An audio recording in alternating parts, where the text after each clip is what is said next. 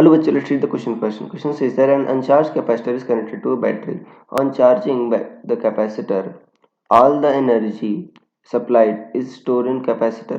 Half the energy supplied is stored in capacitor. Energy stored depends on capacity of capacitor only. Energy stored depends on time for which capacitor is charged.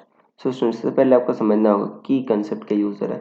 So key concept is charging of capacitor.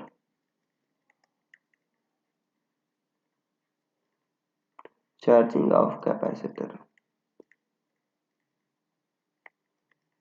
देखो बच्चों, जो capacitor को charge जब करते हो तो मान लेते हैं हम 20 वोल्ट की बैटरी चार्ज कर रहे हैं और इसकी कैपेसिटी क्या है सी बच्चों आपका चार्ज और पोटेंशियल से इंडिपेंडेंट होता है. मान लो 20 से चार्ज कर रहे हैं तो बच्चों जब चार्ज हो जाता है तो इसका क्यू जो होता है वो होता है सी वी होता है, राइट. और इसमें एनर्जी स्टोर्ड का फॉर्मूला लिखते हो हाफ सी वी स्क्वायर. ये एनर्जी स्टोर्ड है. बट सोचो क्यू चार्ज को बच्चों हमको यहाँ पर देने के लिए बैटरी कितना काम किया होगा.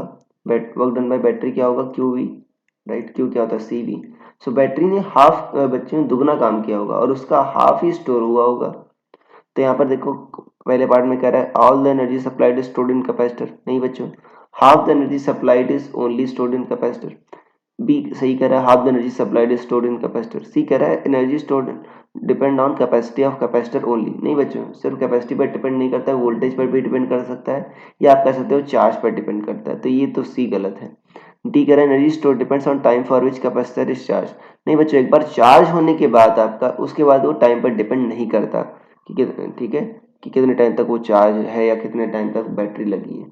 तो ये डी भी गलत है. तो करेक्ट ऑप्शन क्या है आपका? ऑप्शन नंबर बी है. So I hope you understood it well. Best of luck.